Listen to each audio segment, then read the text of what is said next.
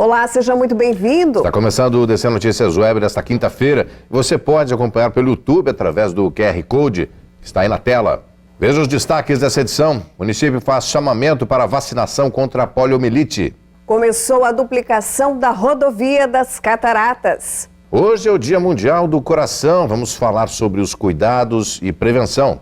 29 de setembro de 2022, quinta-feira, o DC Notícias Web já está no ar.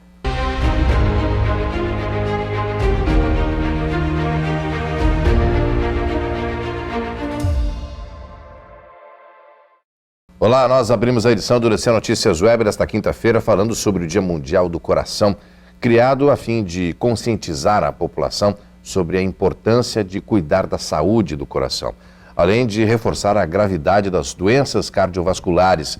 Nós conversamos com especialistas sobre cuidados e prevenção.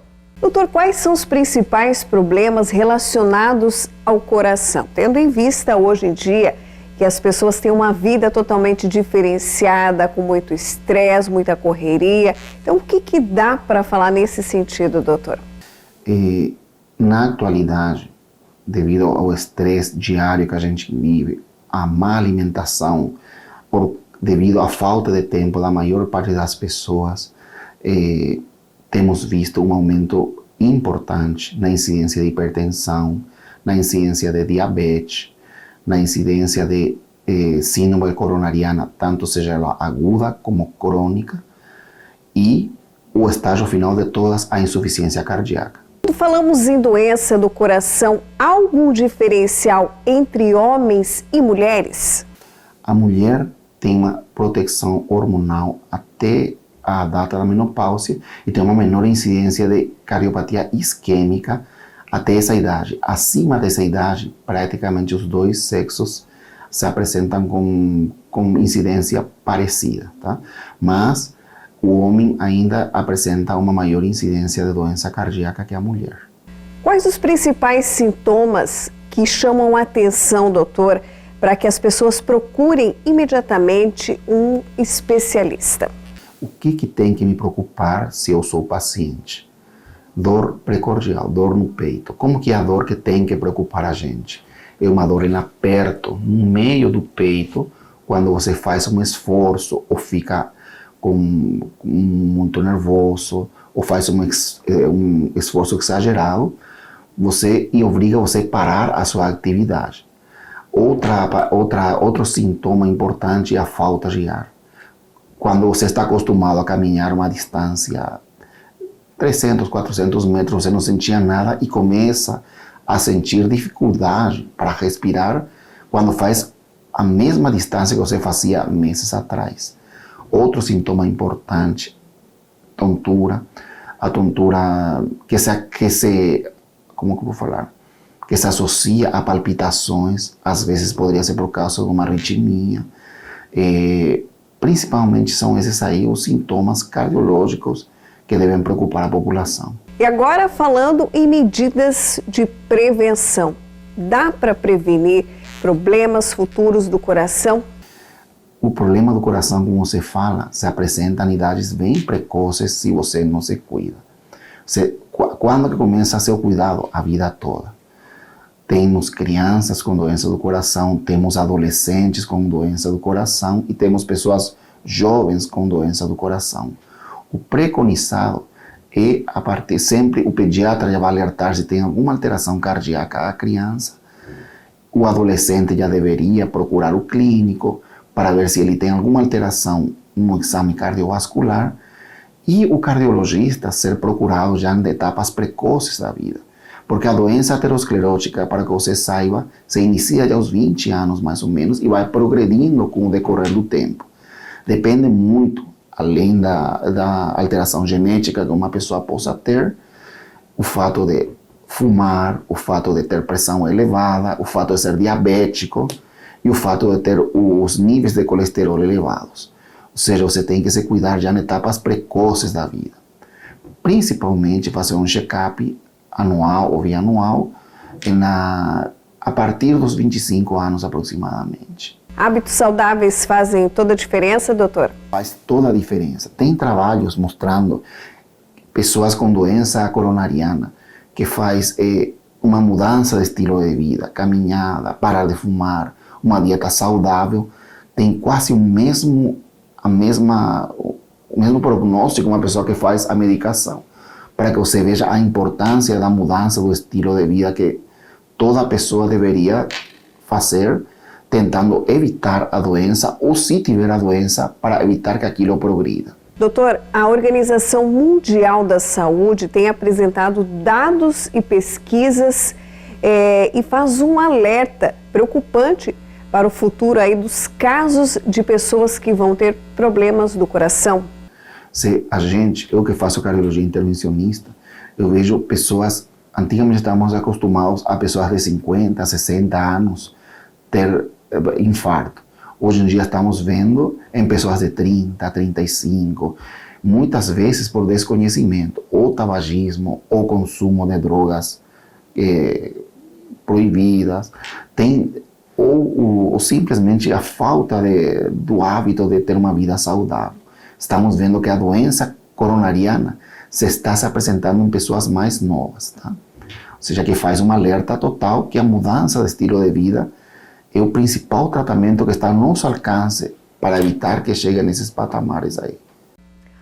A duplicação da rodovia das Cataratas teve início nesta quinta-feira. A movimentação na obra exige atenção dos motoristas. A presença de maquinários e funcionários no trecho da BR-469 pede atenção redobrada dos motoristas que passarem pela rodovia obedecendo à sinalização provisória da pista. Em primeiro momento, será executada a limpeza vegetal, onde será implantada a nova pista, e também alguns levantamentos iniciais. O prazo de execução da obra é de 18 meses. O investimento será de 129 bilhões 663 milhões 982.003 centavos para a duplicação de um trecho de 8,7 quilômetros entre o trevo de acesso à Argentina até a entrada do Parque Nacional. A obra também inclui a implantação de vias marginais, passeios, ciclovias, iluminação de LED, 4 viadutos, uma nova ponte sobre o rio Tamanduá e um passa-faunas. Veja no próximo bloco. Tribunal Superior Eleitoral disponibiliza aplicativos para informações durante o pleito eleitoral.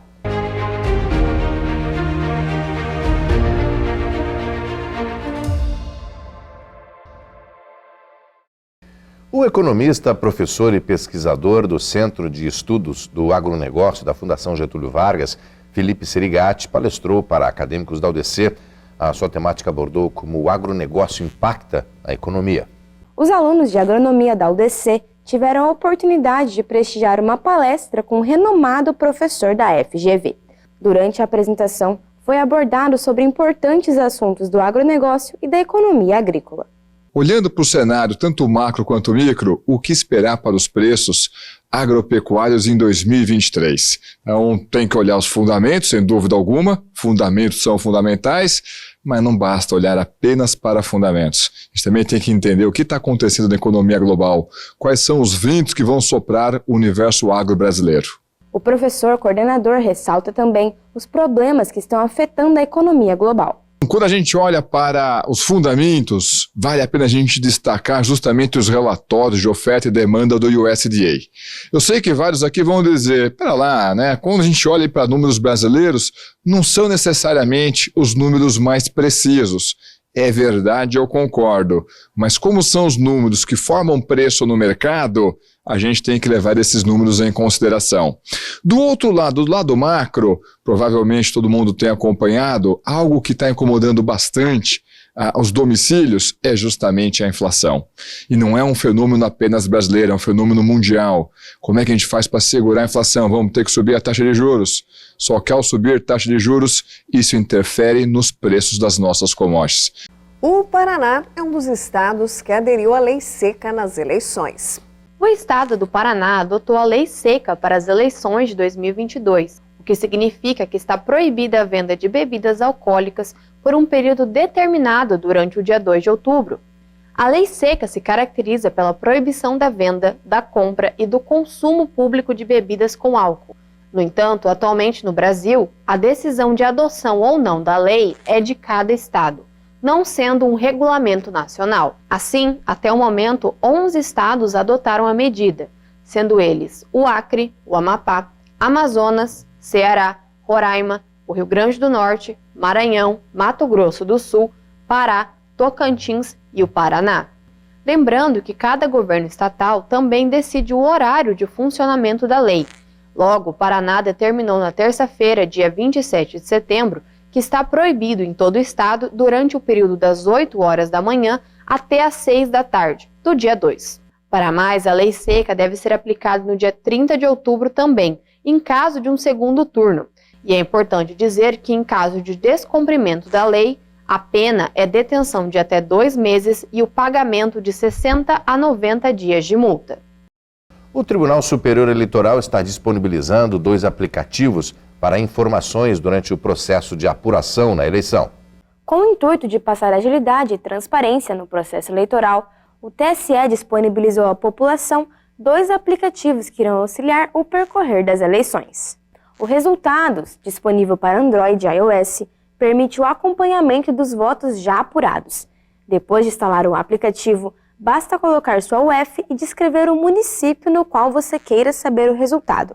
Após isso, os eleitores poderão conferir informações sobre os candidatos que estão concorrendo aos cargos. Já o aplicativo Boletim na Mão, disponível também para Android e iOS, disponibiliza de uma forma digital os resultados das sessões eleitorais. Em cada encerramento do processo de votação, é gerado um boletim de urna, que apresenta o total de votos daquela sessão eleitoral. E este boletim também apresenta um QR Code, que pode ser lido através do aplicativo em tempo real para se atualizar das demais informações. E veja no próximo bloco. O município faz um chamamento para a vacinação contra a poliomielite.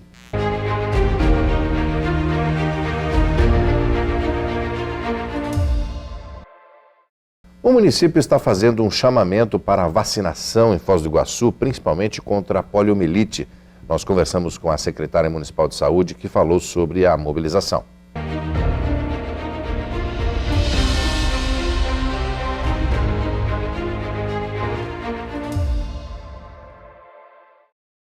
Secretário, o município está engajado aí numa campanha de vacinação contra a poliomielite.